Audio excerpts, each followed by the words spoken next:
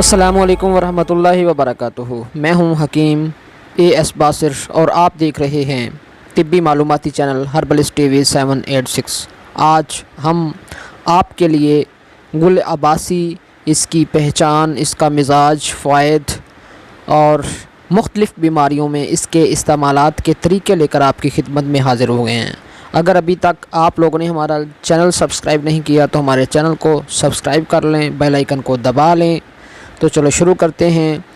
سب سے پہلے آپ کو شناخت کروا دیتے ہیں۔ آپ دیکھ رہے ہیں آپ کے سامنے 3 شیپس میں یہ پودا موجود ہے۔ گل عباسی کا جو پودا ہے یہ درمیان میں آپ دیکھ سکتے ہیں، اس کی ٹہنی، اس کے پتے شیشم کے پتوں کی طرح بڑے، شیشم سے بڑے اور پان کے پتوں کی طرح ہوتے ہیں۔ پان کے پتوں سے سائز ان کا چھوٹا ہوتا ہے اور اس کے پھول 4 رنگوں میں ہوتے ہیں۔ اگر مختلف زبانوں میں اس کے ناموں کی بات کریں تو مرہٹی میں گل بسا، پنجابی میں پتر آشو، بنگلہ میں کرشن کلی یا کرشنا کلی، گل عباسی، لاطینی میں میرابلس جلیپا اس کو کہا جاتا ہے۔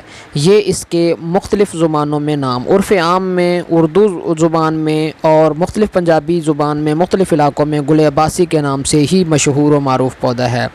اگر ہم مقام پیدائش کی بات کروں تو یہ ایک سدا بہار پودا ہے، لگ بھگ ہر جگہ لگایا بھی جاتا ہے اور یہ خود رو بھی ہے۔ موسم سرما میں یہ پھول کم دیتا ہے، موسم گرما میں یہ اس کے پھول بہت زیادہ ہوتے ہیں۔ لوگ اس کو باڑوں کے لیے بھی استعمال کرتے ہیں۔ اگر اس کی شناخت کی بات کریں تو 2 یا 2.5 فٹ اونچا جھاڑدار پودا ہوتا ہے۔ پتے جو ہیں وہ شیشم یا پان کے پتوں سے ملتے جلتے نوکدار مگر پان سے چھوٹے اور شیشم کے پتوں سے بڑے ہوتے ہیں۔ پھول نہایت خوبصورت اور 4 قسم کے گلابی، پیلے پھول انار کی طرح لال اور سفید ہوتے ہیں۔ ذائقہ تیز و تند ہوتا ہے۔ ڈاکٹر RN چوپڑا نے اپنی انگریزی کتاب جس کا اردو نام ہندوستانی نباتی ادویہ ہے اس میں اسے دست آور ادویہ کے طور پر، دوا کے طور پر لکھا ہے۔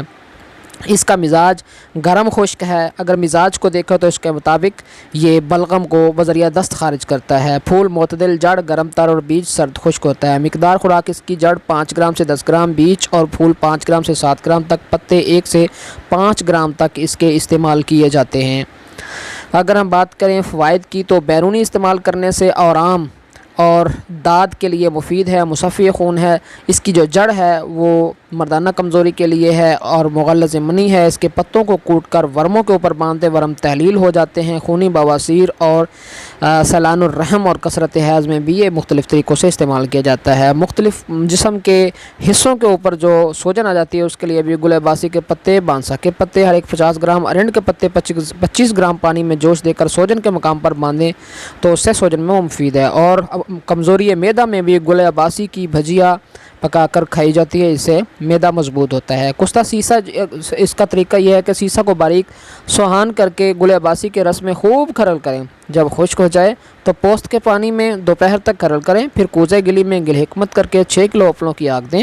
اس کے بعد 50 گرام دودھ آنکھ یعنی شیر مدار میں کھرل کر کے بدستور 3 کلو اپلوں کی آگ دیں، پھر اسی طرح لعاب گھیکوار میں کھرل کر کے آگ دیں۔ عمدہ کشتہ تیار ہوگا جو کہ جریان کے لیے نایاب قسم کا کشتہ ہے۔ 2 چاول بالائی کے ساتھ آپ دے سکتے ہیں۔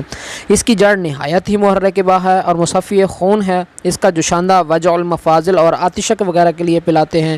اس کے بیج نہایت قابض اور مجفف خون ہوتے ہیں۔ بیج قابض اور مجفف خون ہونے کی وجہ سے جو ہے وہ بواسیر میں بھی استعمال ہوتے ہیں، کثرت حیض میں بھی استعمال ہوتے ہیں۔ پھولوں کا صفوف بھی بواسیری خون کو روک دیتا ہے۔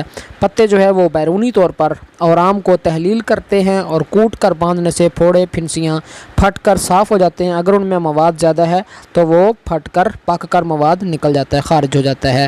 تو دوستو یہ تھی گل عباسی کی پہچان، مزاج اور فوائد، مختلف بیماریوں میں اس کا استعمال۔ میں امید کرتا ہوں کہ آج کی یہ ویڈیو آپ کو نہایت ہی پسند آئی ہوگی۔ کمنٹس میں ضرور بتائیے گا۔